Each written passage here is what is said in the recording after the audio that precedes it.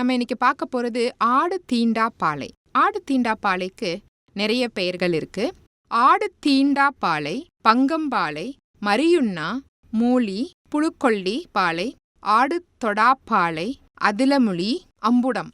ஆடுகள் எந்த விதமான பச்சை இலையுமே மென்று சாப்பிடும் தன்மையுடையது. ஆனா இந்த ஒரு இலைய மட்டும் அது மோந்து கூட பார்க்காதாம். அதனாலதான் இதோட பெயர்லயே இத விளக்கம் கொடுத்திருக்காங்க, ஆடு தீண்டா பாலைன்னு. தரையோட செடியாக படர்ந்து வளரும். இது கொடி இனத்தை சேர்ந்தது. இதோட இலை பாத்தீங்கன்னா சாம்பல் மாதிரி படர்ந்து கரும் பச்சையாக இருக்கும்.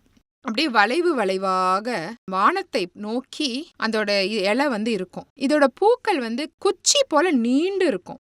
இதோட காய் பாத்தீங்கன்னா அரைநெல்லிக்காய் போல இலைகளுடன் சேர்ந்து இருக்கும். ஆடு தீண்டா பாலைய யாரும் உணவாக சாப்பிட மாட்டாங்க. அப்படியே அந்த கீரையை சாப்பிட்டாங்கன்னா குமட்டல் ஏற்படும்.